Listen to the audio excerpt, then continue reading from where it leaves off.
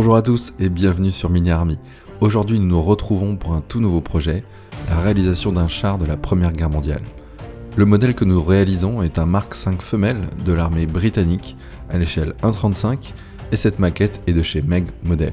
Dans cette série de vidéos, vous allez découvrir un peu d'histoire, accéder à la revue de boîte du modèle, découvrir le montage complet en vidéo, à savoir le blindé, les chenilles et l'appareil permettant la traversée des tranchées.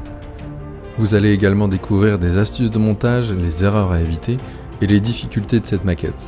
Bien entendu, nous finirons par les étapes de peinture et de vieillissement avec une vidéo totalement dédiée pour voir tout cela en détail. Pour contempler le résultat final ensemble, n'hésitez donc pas à vous abonner dès maintenant d'un simple clic pour les futurs contenus de cette série. Très bon visionnage à tous. La Première Guerre mondiale, d'une atrocité sans nom, de combats et de pertes humaines, a été marquée par l'arrivée des blindés et notamment des tout premiers chars de combat. Et il y a un modèle qui s'est fait beaucoup remarquer, c'est le modèle Mark de l'armée britannique. La première expérimentation de ce modèle en losange était le Mother, un véritable monstre de guerre de plus de 28 tonnes et dont l'orientation était guidée par des roues à l'arrière du véhicule et non pas par les chenilles, ce qui est venu bien après. Cette forme particulière lui permettait notamment de traverser les tranchées. Mais c'est surtout avec les modèles améliorés suivants, avec notamment le Mark IV, que ce char prit une toute autre dimension. Il a eu, durant cette première guerre, plus de chars britanniques Mark IV que tout autre modèle construit. En novembre 1917, ce sont près de 400 chars qui furent amenés par train sur la zone de front de Cambrai pour effectuer un assaut contre les Allemands. Il y avait deux déclinaisons, le type mâle qui était équipé de 2 canons et de 3 mitrailleuses Lewis, et le type femelle, essentiellement constitué des mêmes mitrailleuses. Les versions femelles étaient mieux appréciées, car plus efficaces pour repousser l'ennemi. Enfin, c'est en 1918, en fin de conflit, que le modèle Mark V arriva, permettant grâce à une toute nouvelle transmission le contrôle des mouvements du char par un seul homme. Il eut un rôle clé dans la victoire de 1918, et c'est ce modèle emblématique en version femelle que j'ai choisi de construire aujourd'hui.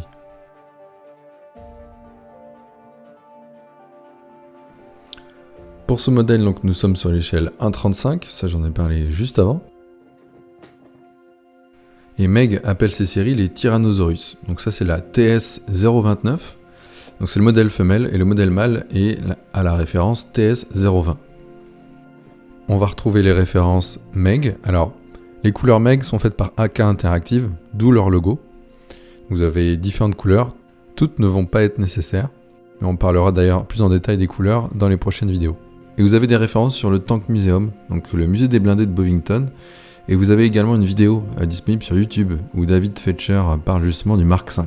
Et je vous invite d'ailleurs à aller la voir. Allez, ouvrons cette boîte tout de suite, vous allez voir il y a beaucoup de pièces. Alors honnêtement le manuel est vraiment quali, hyper bien imprimé, on retrouve un petit peu l'historique du musée encore une fois. Mais bon, nous ce qui nous intéresse, ça va être les différents outils et les différentes premières présentations qu'on peut avoir dans les premières pages. Et notamment, on va retrouver les fameux outils qui vous permettent de percer quelques trous. C'est important d'en avoir, vous avez des versions manuelles ou électriques. Vous avez 3 déclinaisons du tank, on regardera plus en détail dans la vidéo. Et vous avez également 2 versions du blindé, une qui est plus artillerie et une autre plus transport de troupes. Alors on le voit pas forcément en haut à droite de la vidéo, mais vous avez 54 roues à assembler. Donc ça va faire beaucoup de roues à dégrapper, à poncer, etc. Mais bon, ça fait partie du travail, on est là pour ça, donc on va prendre notre mal en patience.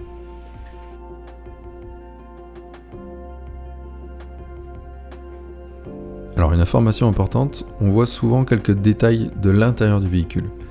Mais en fait, contrairement au modèle mâle de chez Meg, où il y a tout l'intérieur de disponible, ici il n'y a vraiment que quelques pièces, il n'y a vraiment pas du tout tout l'intérieur qui est disponible détaillé.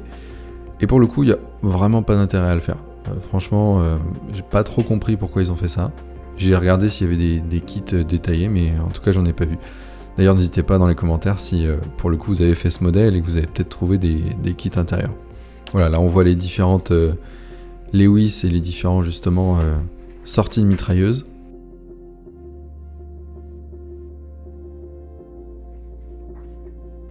Une partie intéressante qui va être très fastidieuse, ça va être l'assemblage forcément des chenilles, avec 91 pièces par chenille. Donc autant vous dire que ça va être très très long à dégrapper, à poncer et à assembler.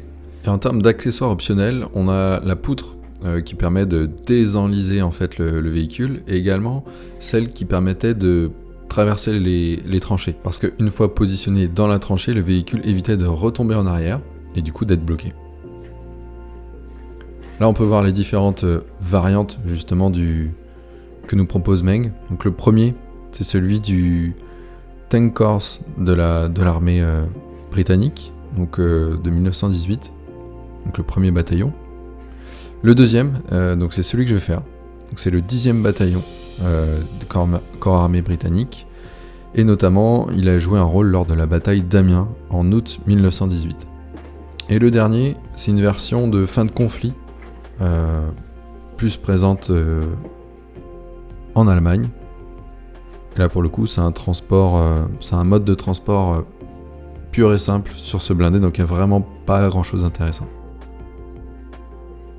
Voilà, donc si vous cherchez la boîte, donc c'est la référence TS029 et la version mâle, la TS020.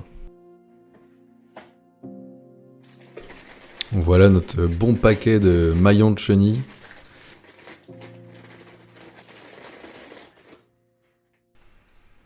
Alors vous le voyez, il y a 3 points d'accroche par maillon. Ça va être vraiment très très long.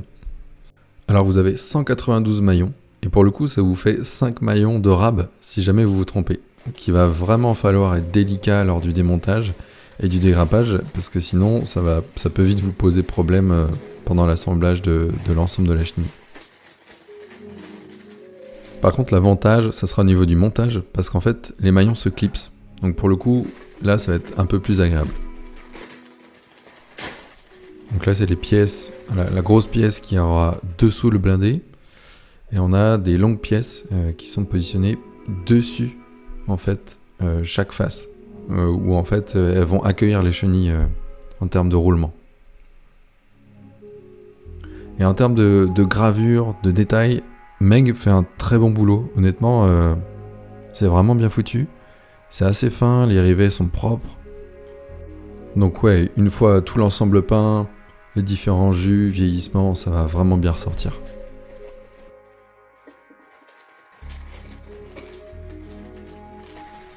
Alors là, c'est les différentes tourelles qui contiennent une mitrailleuse, donc les fameuses Lewis. Donc il y a 2 mitrailleuses de chaque côté sur les versions femelles. Et vous avez également la version désarmée.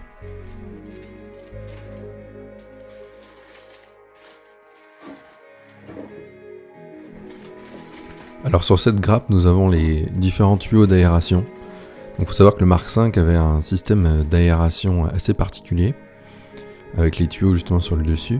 Donc on va retrouver les différents tuyaux et aussi les différentes barres qui sont sur le dessus du tank, qui servaient d'une part à reposer en fait la grosse poutre qui permet de désenliser le tank. Il faut savoir que c'était attaché sur les chenilles et quand ça roulait elle passait dessous, ce qui permettait de dégager en fait le char de la boue. Alors ici on peut retrouver la structure qui était en fait déposée dans les tranchées et qui permettait de s'assurer qu'en fait quand on passait au-dessus d'une tranchée, le char ne reculait pas et ne retombait pas dedans. Donc vous avez les éléments centraux ici sur cette grappe et vous avez également les différentes roues qu'on peut retrouver sur la partie basse du tank. Donc elles sont à l'intérieur de chaque tranche sur la partie basse. Donc il y avait beaucoup de roulement. Alors ce tank a des tranches assez imposantes et on va retrouver les pièces principales justement qui constituent ces éléments. Donc là c'est les parties intérieures de chaque tranche. Et pour aider à l'assemblage, vous avez différents repères et éléments qui vont permettre de s'emboîter avec les faces opposées, qui sont juste dessous. Les voici. Donc ça c'est les parties qui vont être visibles à l'extérieur. Et comme vous pouvez le voir, on va retrouver les trous justement où on va pouvoir emboîter les parties opposées. Donc on peut se rendre compte très rapidement un peu de la forme du tank en les mettant face à face. Donc chaque tranche aura cette épaisseur à peu près. Alors ici ça va être les pièces qui vont représenter les parties hautes du char avec notamment les cabines. Donc les cabines conducteurs etc. qui sont à l'avant et aussi au milieu. Voilà, comme vous pouvez le voir, les gravures sont vraiment très propres. Ici, on va retrouver les parties extérieures, donc les extensions où il y a les différentes mitrailleuses Ponson. Sur cette grappe, on va retrouver les éléments de l'appareil de traversée de tranchée, avec les planches en bois, et on a aussi des éléments moteurs. Alors, ce qui est assez étonnant sur ce Mark 5 femelle, c'est qu'on a effectivement des éléments moteurs, mais en fait, contrairement au Mark 5, vous pourrez voir sur le site de Meg, il n'y a pas du tout l'ensemble de l'intérieur du véhicule. Alors c'est un peu dommage, parce qu'il est présent sur la version mâle, alors pourquoi pas sur celle-ci. À voir si vous avez des références peut-être de kit intérieur, moi j'en ai pas trouvé. Et donc là on retrouve l'appareil de traversée de tranchée avec les chaînes qui sont présentes dans ce petit sachet, donc avec les décalcomanies. C'est un seul élément, de plusieurs centimètres de long qu'il faudra découper aux différentes tailles pour les différents éléments. Et les photos découpes, alors il y en a beaucoup. Certaines vont être cachées, notamment au niveau des roues. On va retrouver les appareils de signalisation, les petites ouvertures, les petites écoutilles.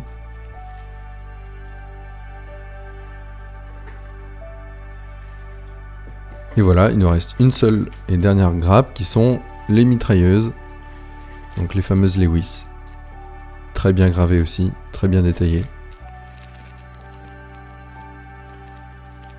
Voilà, on a même les balles et les différentes munitions avec. Voilà, j'espère que cette revue de boîte et l'histoire de ce Mark 5 vous a plu. Abonnez-vous dès maintenant pour suivre la suite de ce projet. Tout pouce en l'air et commentaires est plus que le bienvenu. C'est aussi grâce à vous que le contenu de Mini Army pourra s'améliorer. D'ici là, portez-vous bien et à très bientôt pour la vidéo de montage de ce Mark 5.